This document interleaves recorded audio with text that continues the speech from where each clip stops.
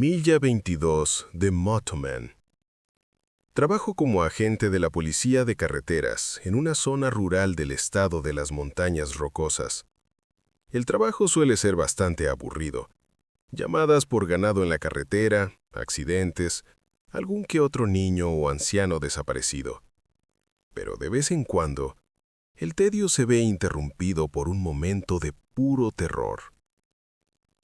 Soy agente de interdicción. Mi trabajo consiste en atrapar vehículos sospechosos de transportar personas o drogas. Tengo gafas de visión nocturna y un perro llamado Hutch, un labrador amarillo entrenado para detectar drogas.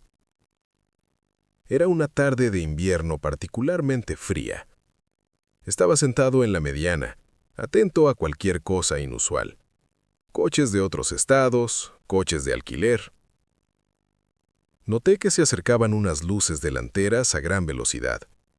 El radar marcaba más de 160 kilómetros por hora.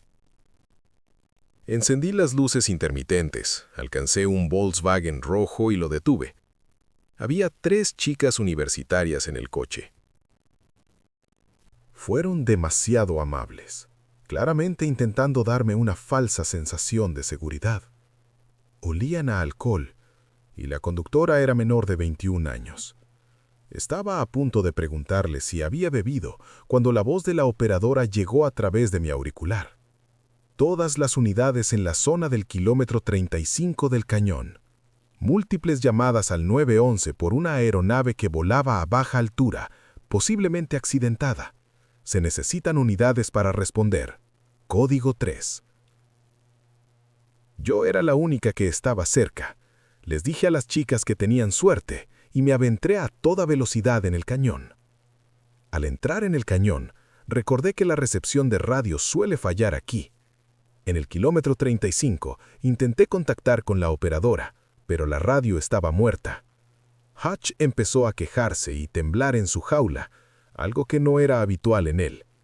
Mi estéreo silbaba con estática, aunque la música provenía de mi teléfono. Pasé el kilómetro 35, coroné una colina y vi un campo extenso. Usando el reflector, encontré el avión. Estaba en medio de un campo, rodeado de escombros y un surco en la tierra. En ese momento, el motor de mi coche se apagó. Mi teléfono se volvió loco, la pantalla se quedó en negro y luego en blanco. Salía humo de la antena del radar. Agarré mi maletín médico y corrí hacia el avión. Mientras corría, me di cuenta de que no tenía alas. La aeronave tenía forma de cigarro, sin motores, ventanas ni puertas visibles. Puse la mano en el casco. Estaba caliente, pero no hacía ningún ruido. En el lateral había unos extraños jeroglíficos y un emblema desconocido. De repente, el campo se iluminó y oí el zumbido de un helicóptero Chinook de 2 rotores sobrevolando. No parecía un accidente típico. Aparecieron camiones militares en la carretera y los soldados salieron en tropel. 4 de ellos corrieron hacia mí, ordenándome que no tocara mis armas. Me quitaron la pistola y me llevaron de vuelta al coche. Llevaban equipo de combate completo, con rifles de asalto MP7 y gafas de visión nocturna, pero sin más insignias que la bandera estadounidense. Llegaron remolques con una grúa y un puesto de mando móvil. Los soldados acordonaron el campo y la carretera. Hutch se estaba volviendo loco en el coche. Entonces vi a mi sargento. Me preguntó si estaba bien y me dijo que me habían llamado para estar en el lugar de los hechos por si aparecían los medios. «Solo estoy aquí para ver cómo están las bajas», dije. «Me quitaron la pistola». El sargento respondió: «Te lo devolveremos, pero no hagas ninguna tontería. Todo esto es muy extraño. Nunca había visto un avión así. Tiene forma de tic-tac. ¿Dónde están los motores?» 2 hombres trajeados se acercaron. Altos, con pistolas Sig Sauer, pero sin placas. Me miraron con malos ojos. «¿Qué viste?», preguntó uno. Entendí la indirecta y respondí: «Nada, señor». «De acuerdo. Solo viste un pequeño avión de pasajeros con un problema». Grabaron la grabación de mi cámara del salpicadero y la cámara corporal. Cargaron el dispositivo y se lo llevaron. Nos ordenaron irnos y no seguir el convoy. En la estación, el teniente preguntó qué había sucedido. El sargento respondió, solo un accidente aéreo, mala comunicación, no hubo heridos. El teniente se sorprendió de que no fuera necesario hacer una declaración pública, pero el sargento insistió. A la mañana siguiente, los mismos 2 hombres trajeados llamaron a mi puerta, me devolvieron el arma y me recordaron, recuerda lo que te dijimos. En el trabajo, borraron mis notas. Lo peor es que tengo miedo de contárselo a nadie, porque había algo escalofriante en esta gente. Las orillas de Matoyo, de Salty Snowman. Tengo 32 años y soy un bloguero de viajes que se dedica a la exploración urbana y la búsqueda de fantasmas. Me mudé a Japón, a la ciudad de Mito, en la prefectura de Kagawa. Mi amiga T, con quien llevo años comunicándome por internet, vino a visitarme para mostrarme los lugares inquietantes de Kagawa. Ese día, planeábamos explorar Yashima, un antiguo campo de batalla y una meseta de lava. Acampamos y nos dirigimos esa tarde al templo en la montaña. El sendero estaba iluminado, pero nos dirigíamos hacia una zona oscura y deshabitada detrás del complejo del templo. Ti estaba nerviosa, charlando sobre la historia del templo. Caminamos en la oscuridad, confiando solo en la luz de la cámara. Más allá del templo, todo era espeluznante. Ti se sobresaltó al ver un tanuki, perro mapache, en un árbol, y nos reímos. Llegamos a un punto llano más allá de la luz del templo e instalamos la cámara infrarroja. Hicimos preguntas al vacío, pero solo oímos suspiros en la grabación. Ya eran alrededor de las 10 p.m. Nos dirigimos hacia el campo de batalla cubierto de maleza y de difícil acceso. A medianoche, instalamos nuestro equipo de nuevo y nos sentamos a descansar. Ti empezó a cabecear. De repente, vimos sombras que se movían más allá de nuestra luz. No eran simples sombras, sino figuras parpadeantes y distorsionadas, como proyecciones a través de la estática de la televisión. Ti empezó a rezar. Intenté acercarme con la grabadora. Las figuras pasaron como un rayo. Más tarde, al escuchar la grabación, oí gritos, carreras y el sonido de cuerpos chocando. Fue más aterrador que ver las sombras silenciosas. Seguimos adelante hasta una zona del campo cubierta de maleza, cerca de la obra. Allí vimos unas figuras altas y enormes que surgían de las sombras y se dirigían hacia nosotros. Corrimos de vuelta al coche. Al llegar, las figuras se estrellaron contra él, dispersándose, pero acompañadas de una ráfaga de aire y gritos espeluznantes y furiosos. Ti se negó a volver allí, y yo estuve de acuerdo. Ese antiguo teatro. De Indestructible. Ocurrió cuando tenía 17 años. Buscaba trabajo y encontré un puesto con el señor Danner, quien había comprado el antiguo teatro municipal cerrado hacía 30 años. Quería renovarlo por completo. Empecé con la demolición, desatornillando asientos, sacando la basura. Cuando destriparon el auditorio principal, me trasladaron al vestíbulo. Era como una cápsula del tiempo, una vieja máquina de palomitas, carteles descoloridos. Las cosas se pusieron raras desde el principio. Una tarde, cortaron la luz del vestíbulo para recablear. Estaba en mi descanso cuando oí un suave zumbido. Uno de los viejos soportes para carteles en la pared, que se suponía que debía estar desenchufado, empezó a vibrar y sus bombillas parpadearon. De repente, brilló con fuerza y varias de las bombillas explotaron. Más tarde estaba barriendo allí y vi que las bombillas de dentro se habían vuelto negras. Al día siguiente estaba limpiando pegamento del suelo de hormigón con cáscara de naranja, y entonces lo oí, el sonido de las palomitas al estallar. Primero un estallido, luego otro, y luego una cascada, como una máquina de palomitas calentándose. Pero la máquina había sido desechada hacía 2 días.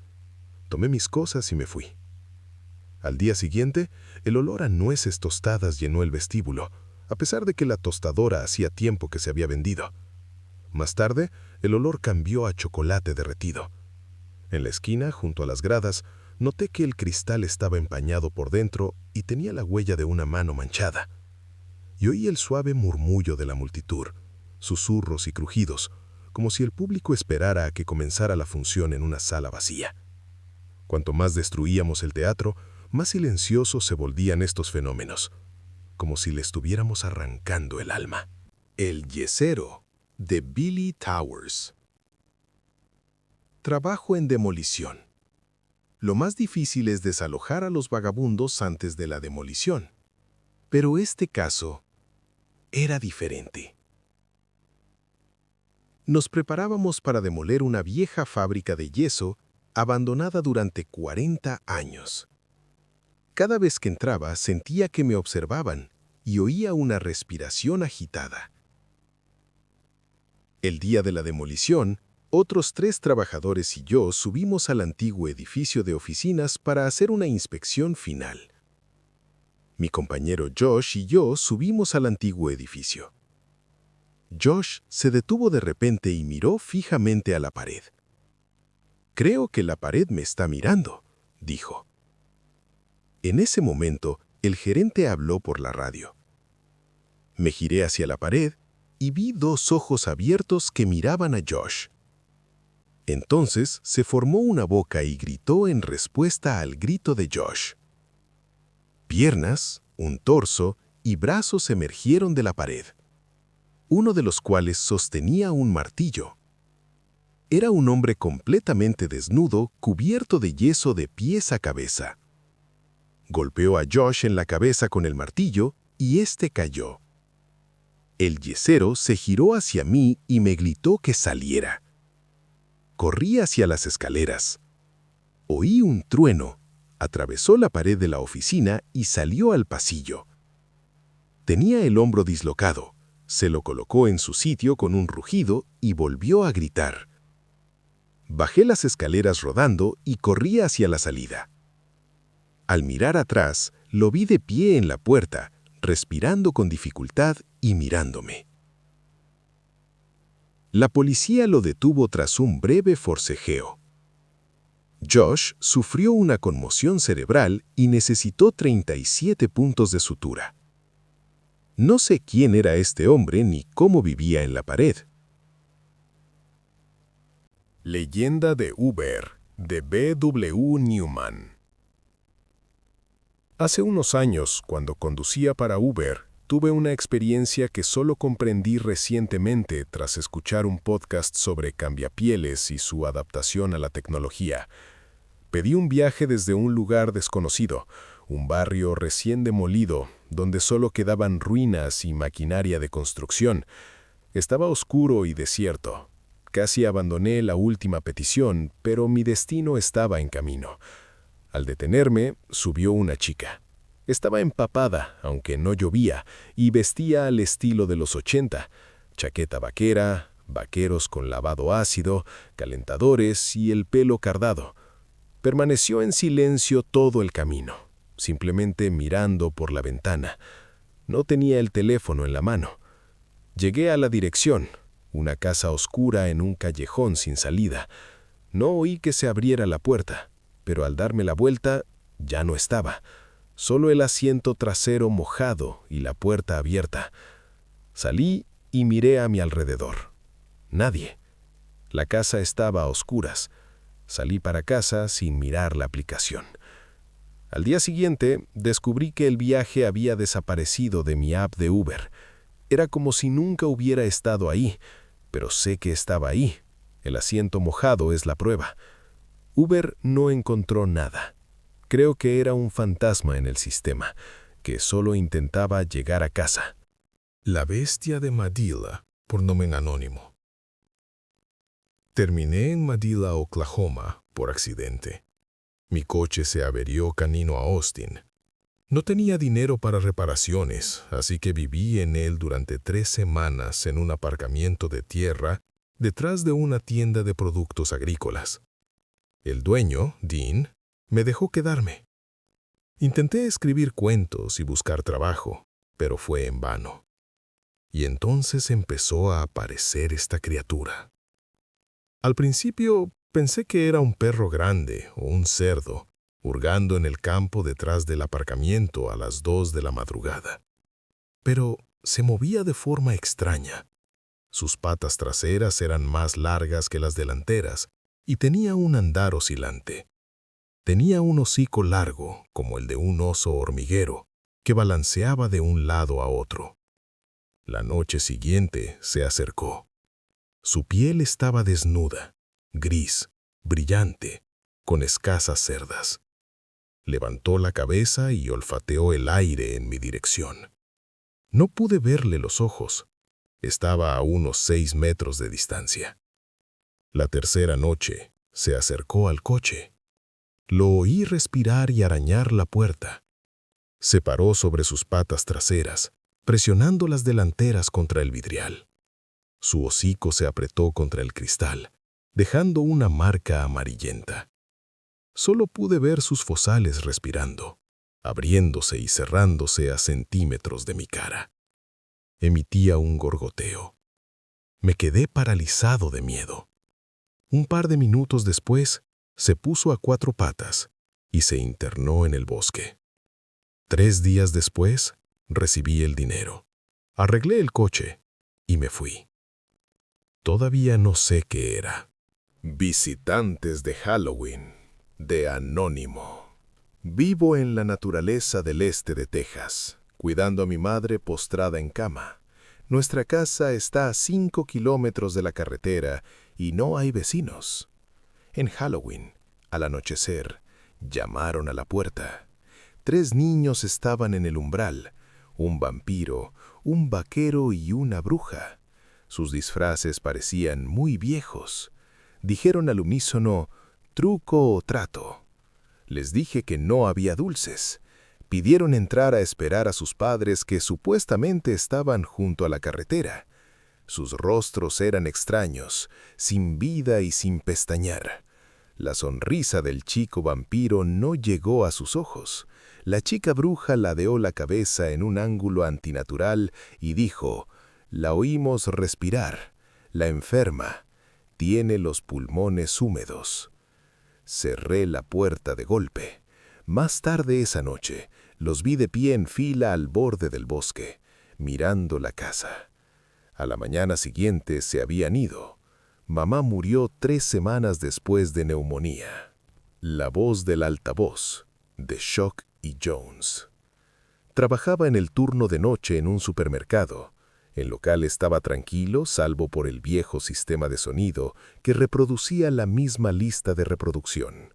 Después de 3 meses, noté que alrededor de las 3 a.m. la música sonaba, luego se hacía silencio y luego volvía. Pero un día, en lugar de silencio, oí una voz femenina. Se lo dije. 2 semanas después, a la misma hora, una voz masculina. No lo encontrará ahí. La última vez que estuve solo en el pasillo, una voz femenina dijo, «Está escuchando otra vez». La voz masculina respondió, «Lo sé». Dejé el trabajo después de 2 semanas y nunca más la escuché. Sabían que estaba escuchando.